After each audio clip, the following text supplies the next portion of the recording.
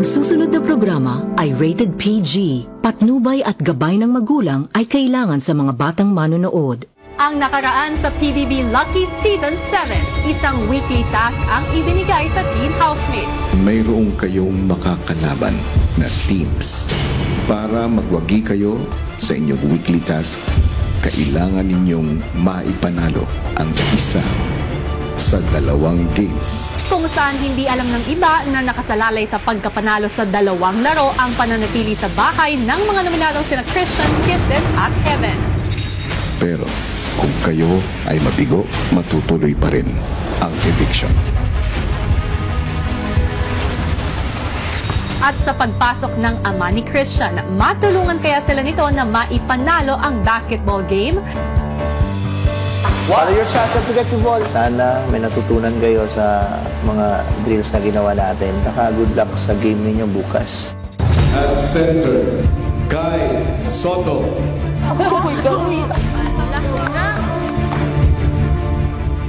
Manalo rin kaya ang girls sa gagawing volleyball game? Lahat ng yan dito lang sa PBB Lucky Season 7.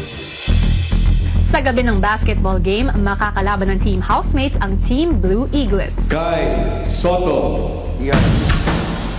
No! Alas na. No!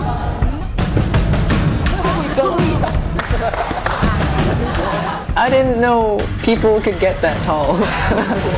I thought Marco was tall. I thought Christian was really decent. Like, he was 2 times the size of Young. It doesn't make sense to me how it works. And their Coach Ruben.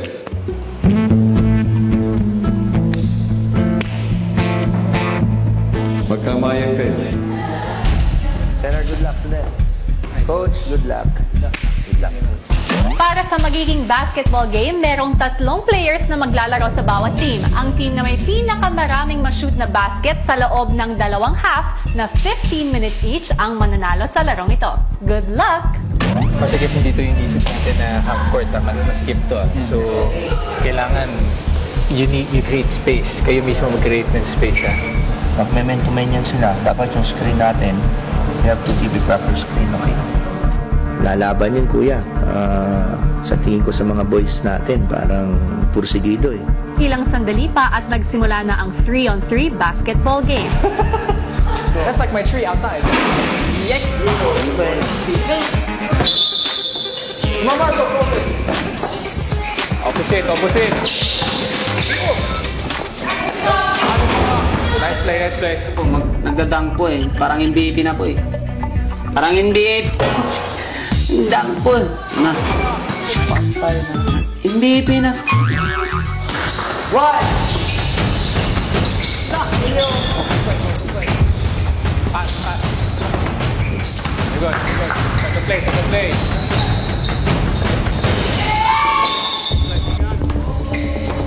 That's it.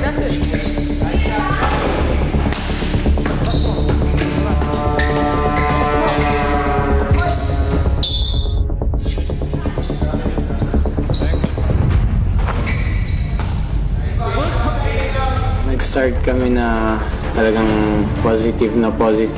Then nakita namin yung mahirap talaga po. Pero ang nominadong si Christian, pilit na lumalaban para manalo sa game.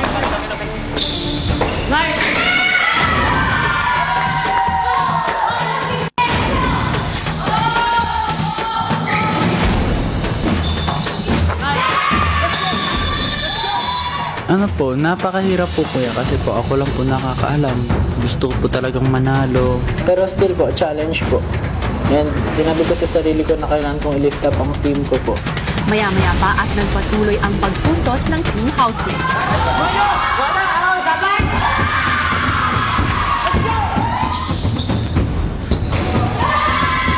Si Yong kuya, magaling siya maglaro.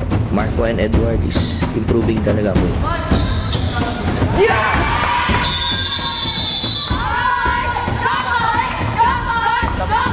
Gusto ko po talaga na manalo po talaga yung boys po sa laro.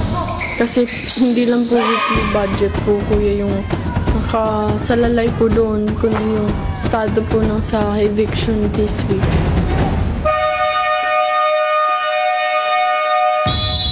pagdating ng second half ng laro, patuloy ang paghabol sa putos ng team housemates.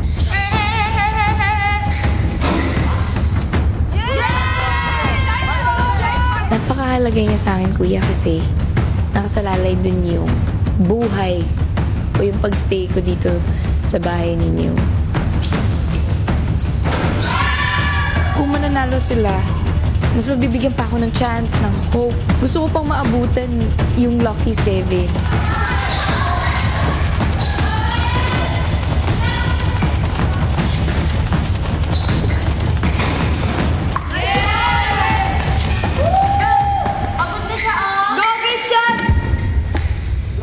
Pero kahit na nakakapuntot ang team housemates, malaki na ang lamang ng Team Blue Eagles. Hindi ako po nag-give up.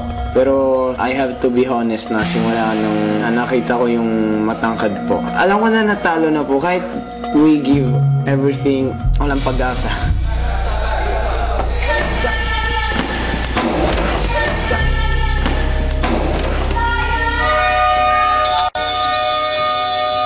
Yun, kuya, malungkot po kasi we didn't win. Ayoko po magpakita ng malungkot kasi ayoko po maging malungkot yung boys. Alam mo yung proud kay, alam mong ginawa nila yung best nila.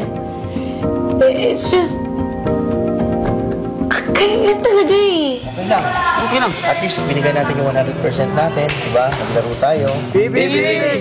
Parang sinasabi ko pa rin po sa sarili ko na kahit nominado po ako, still I will keep fighting po. Kasi yun nga po, there's still something to fight for, kuya. And keep practicing po. Give your 100% po pa rin, kuya. Ganon. Natalo man sa unang basketball game ang team housemates, hindi pa naman huli ang lahat dahil may isa pang basketball game na magaganap kung saan pwede pa silang makabawi. Kaya boys, don't lose hope! Magandang gabi mga kapamilya, talaga namang action-packed ang mga kaganapan sa loob ng bahay ngayon at nakakakabang weekly task para sa mga nominadong sina Christian, Kisses at Heaven dahil nakasalalay dito kung may magaganap pa bang eviction sa susunod na linggo. Bukod sa palaro ni Kuya, mas titindi pa ang aksyon dahil papasok sa bahay ni Kuya ang Kilig Ambassadors ng Showtime, ang tinitiliang hashtags para sa isang dance workshop kasama ang mga housemates na magsisimula na bukas. Sa halagang 2,000 pesos, bukod sa personal nilang kayong tuturuan ng latest dance moves at makakasama sa pagsayaw, ay magkakaroon pa kayo ng ticket sa hashtags concert na gaganapin sa September 24 sa Kia Theater. Kaya naman tawagan na ang numero na nasa inyong TV screens para sa ticket sa exciting dance workshop na ito. Samantala, dahil natalo ang boys sa kanilang unang laro, ay mas determinado ang mga girls ngayon na manalo sa kanilang volleyball game. Paano nga ba tinuruan ng volleyball player na si Christine ang mga girls? At mas tagumpay kaya sila sa kanilang magiging kalaban? Narito, panoorin natin. Kinaumagahan si Kisses tila may iniinda.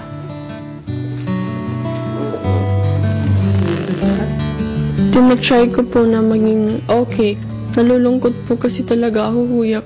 Alam ko po na mabigat na rin po yung loob ni Christian and ni Heaven na lagi po kaming nanonominate. Kaya gusto ko pong makatulong na ibibigay ko yung best ko kahit hindi po ako mahilig sa sports para po hindi po muna may umalis sa bahay. Maya-maya pa. Guys, palit na tayo ng damit. We can't waste time, guys. Stretch nyo na yung likod nyo. Na. Ayun na yun, Diyan. Mananalo tayo, di ba? Di ba? Mahirap po talaga, kuya, magturo ng team sport na ngayon lang po. Pero tingin ko naman po, kung may cooperation naman po, kahit yung basic lang po, magagawa rin po namin. Tara, girl, stretching tayo. Kisses. Iyan na ng konta. Wait, I need band-aid. Guys, Kisses, ba't hindi ka na sapatos? Hoy, bilisan mo. Nagmamadali tayo ni Kuya. So, onti lang yung time natin. Lako. Sa loob sa bahay. Oo, kailangan natin magmadali. Ganito talaga tayo kasi pa at saka hindi kasi pamahal ka. Bilis niya, no? Tasang sakse. Wala ka, hirap ka niya. Puti ka po. Okay, guys. starting position natin every time na maglalaro. Pag nandun yung bola, service nila, baba. Kasi pag nakatayo kayo, di nyo kita yung flow ng bola. Ang flow ng bola, laging pababa sa inyo yan. Okay, game. May ganun ka. Baba. One foot forward. Yan. Yan. Bakit itong nakahiligan mo? Simula po kasi kuya, mas sports po talaga yung gusto ko. Kasi yung daddy ko po, mahilig din po sa sports. Nag-swimming po ako. Then pagdating ko po dito sa Philippines, swimming pa rin po. Then naging football, tas badminton. Tapos yung grade 3 teacher ko po, kasi daw matangkad po ako. Nung time na yon, sabi niya, mag-try daw po ako mag-volleyball. And after po nun, yun na po yung nagtuloy-tuloy. Yung sinabi ko, pag nandito yung bola, drop ball ang kukunin mo. Oh, sa'yo yun. Ang second ball natin, laging pagkakuha nyo ng bola, dadalhin nyo kay Vivory. Oh. Then, nung time na yun po, first league po na nasalihan ko. Syempre, bago pa lang po ako, hindi pa ako marunong. Magsiservice po ako, ginulungan niya po ako ng bola para matapilok po ako habang nagsiservice. Hindi kasi ako magaling eh. Doon ko po pinush na kailangan mag-stand up pa ako, mag-level up pa. Yon! Oh, sige. Oh, ito pa, oh. Ito pa. Sige, kailangan natin ma-perfect yan. Christina. Sige, okay lang yun. Firm lagi, firm. Ngayon po, dahil sa volleyball, nakakapag-aral po ako. Kaya mas ginagalingan ko pa rin po talaga and mas gusto ko pa rin matuto. Kasi yun na po yung basihan para makapag-aral ako. Mahal ko po talaga yung volleyball. Sa pagtuturo ni Christine, unti-unti nang natututo ang mga kasamahan. Yan. Oh, balik mo yan. Ako rin mo. Sige lang. Mabuti naman po yung ensayo namin, kuya, kasi lahat po talaga kami tinatry po namin yung best namin para po matuto po sa volleyball po. Tapos magaling po din si Christine na magturo po ng volleyball. Nasa'yo naman yan, kung nasan yung balat. Oh, yun. Okay na. Marunong na rin ako mag-serve, marunong na mag-spike. Maganda na, kuya. May chance na. We really need to win. Pero habang nagpa-practice si Vivory, oh my God. Sige, pasok. Okay lang? Okay lang? Losh!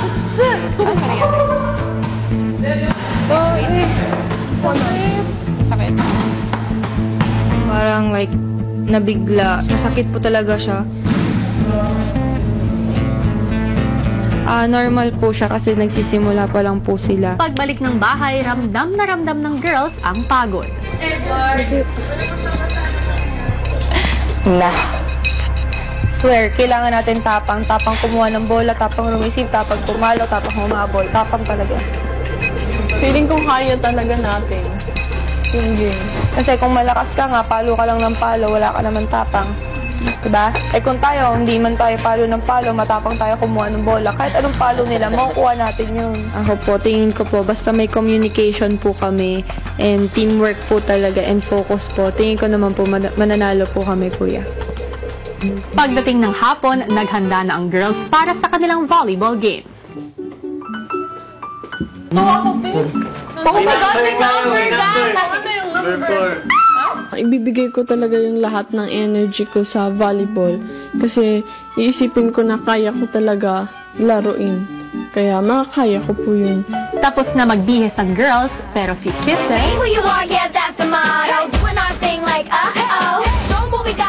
Housemates, maganda na para sa inyong unang laban. okay na ba, Kisses? Tagal mo raw, sabi ni Kuya, huy. Bakit ka pala nag-makeup?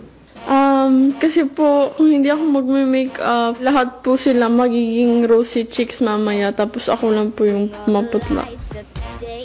Eh paano kung pawisan ka? Matatanggal ang makeup mo. May dala po akong lipstick sa lapel. Retouch.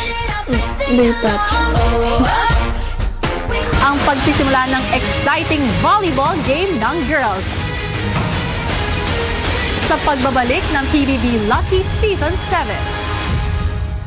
Kaya naman sa concession room. May? Pa? Parang may napapansin kasi ako.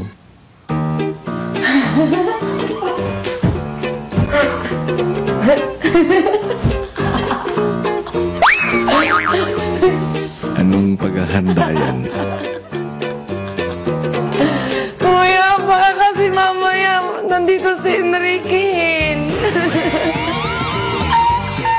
Kisses? Ikaw ba yan? Hindi! Paliwanag mo nga sa akin. Bakit kinakailangan maglagay ng makeup bago ang laro, Maymay? Para matakot sila sa kagandahan namin. Kasi madidistract sila sa mukha namin. Kung bakit ang ganda-ganda namin kahit sa paglaro. Ano, kuya? So, gusto mong madistract sila sa mukha mo. Hindi po yung kapangitan, kuya. Yung kagandahan po namin. Hindi lang mukha ko, mukha po namin lahat. Oo nga. Nakaka-distract na. Salamat po. Very distracting. Very, kuya. Sobrang distracting. Kuya, iba na po yung tono ng distracting nyo. Sabi mo, gusto mo ma-distract ang kalaban mo. Opo. Dahil nga sa kagandahan ko nga sa... Okay, sige na nga, Maymay. Ang ganda na nga. Char! Salamat po. Ang ganda nga eh. Salamat nga. Ng uniform. Siguro hindi pantay yung kilay ko. Kaya, ipapantay ko para manalo talaga kami. Nam! Mapaproud ka sa amin mamaya. Okay, good luck. Okay pa. Kaya naman paglabas ng confession room,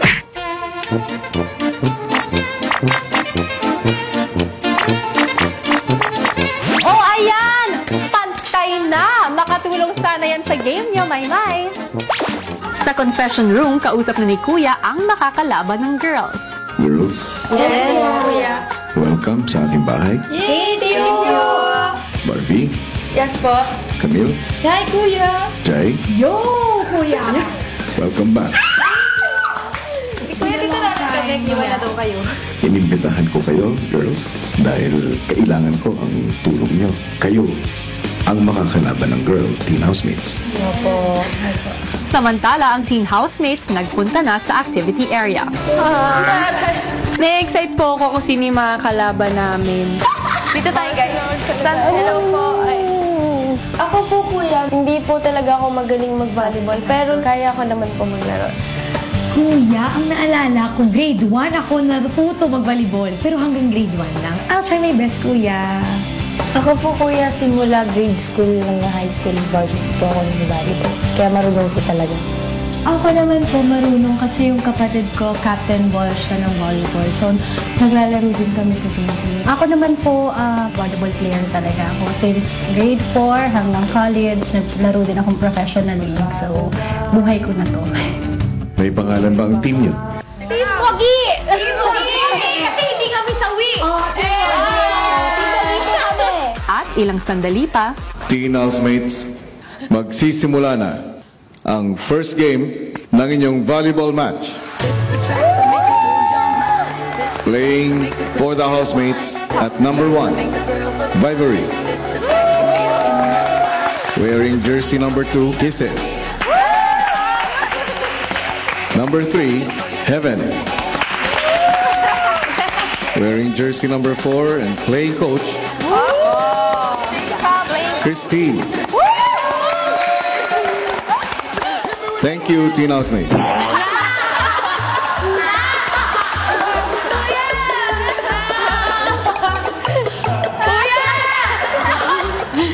And at number 5, ang pinaka.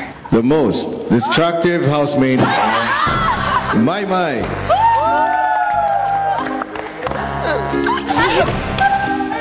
At ang inyong makakalaban from Team Nwagi, Barbie.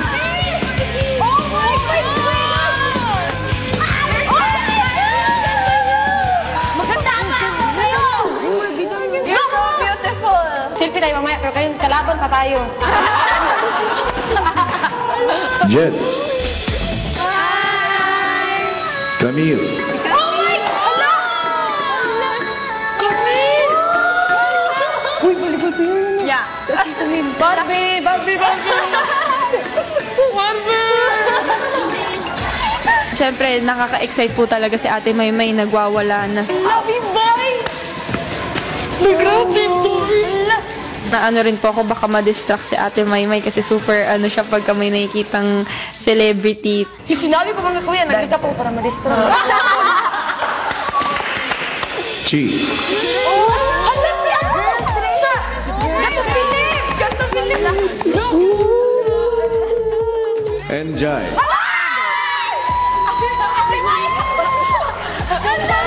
Ate! Hi, Ate Jai! Team housemates, sila ang inyong makakalaban, ang Team Wagi. Waki o wag? Nagulat po ako na maglalaro kami against beautiful people and I just see them on TV and nakakalaro ko na sila. So, ang cool.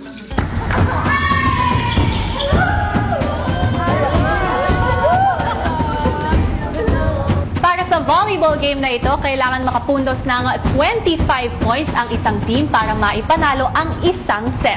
Ang team na siyang mananalo ng 2 set ang idedeklarang panalo sa game. At kung sakaling magkaroon ng ikatlong set, 15 puntos na lamang ang kanilang paglalabanan para manalo sa laro.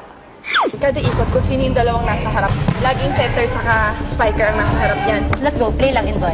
Tara. Hey, 1, 2, 3. Team Wagi! Hey, PBB! Season 7! Woo! Susunod. Ay, baliktad yung pwesto mo. Season 7! Team Wagi! At nagsimula na ang laban. Outside. Outside. Hey! Okay lang. Okay, tayong kabahan na. Okay, handa tayo. Sila. Yes. Nice one! Abang lang, girls, ha? First goal, ha? Abang lang sa balik. Abang lang sa balik. Outside.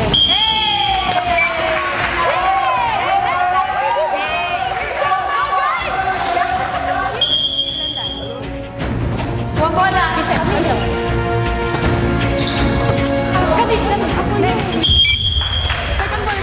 Sa positioning po namin, kasi syempre hindi pa po talaga namin perfect. Doon po nahirapan.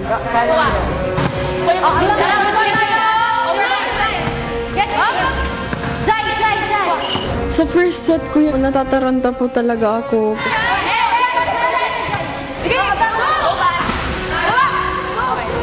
Kailangan po talaga mapanalunan po namin yung game. Especially for me, Heaven and Christian. Medyo nanginginig po yung kamay ko, kaya I missed some shots.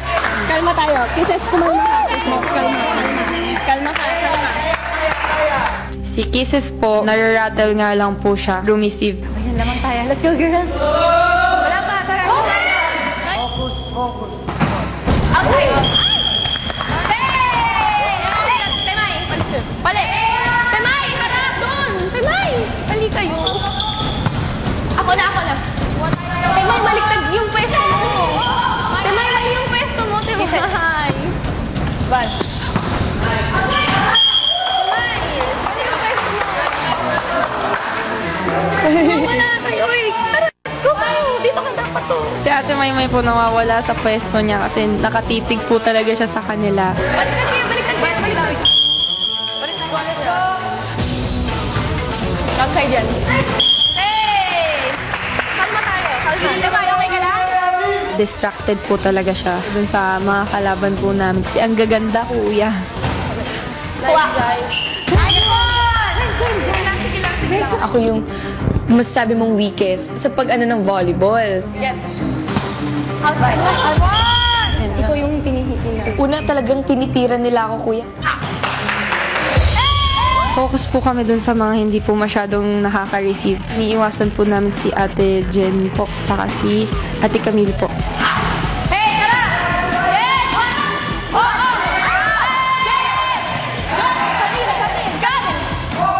Sila po kasi yung marunong, kuya, tsaka sila rin po yung pumapalo. Hey, ako! Camille! Very good, nice. sa unang set ng game, nagkakapaan pa kaming lahat. Timay. Kisses. Uy, kisses! Eyes on the ball, eyes on the ball. Si Christine po, lift up niya po talaga kami. Sinasabi niya na, kaya natin to, ganon. Okay, abang. Tara, kuha tayo! Abang. Hindi niya po hinahayaan na ma-down po kami. Get! Tibay! Hindi, ganyan yun. Ha? Sige lang. It's okay. Okay, wala yan. Tutuwa ko kay Christine. As in, talagang captain na captain siya. Huli mo. Kami, masakit. Magaling po siya mag-motivate. Tara, maka. Naging close fight man sa huling sandali ay muling naagaw ng Team Wagi ang lamang.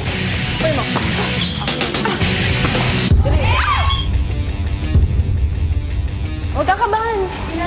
Lion. Siyempre, kuya, nakakakaba na po talaga yun. Kasi yun, mahirap po talaga kapag ka natalo ng first set. Kasi mahirap po bumawi. Timay.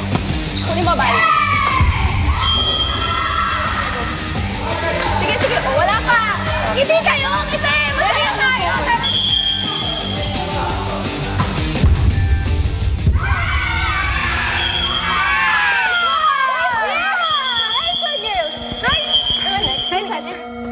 Medyo kinabahan ako, kuya, kasi natalo po kami, kuya, sa first set. Ayoko na nag-sorry. Walang mag-sorry. Babawi tayo. Mapagtatagumpayan kaya ng Team Housemates ang kanilang weekly task? Abangan bukas. Ano nga kaya ang magiging laro ng kapalaran ng mga nominado? May, sino bang mas maganda sa inyo? Wala. Tingnan kaya natin.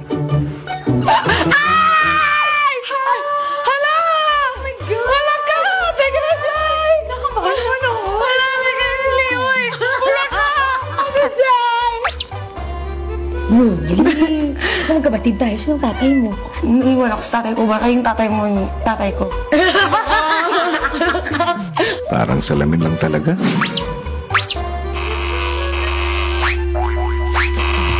Pakatutukan dito lang sa Pinoy Big Brother Lucky Season.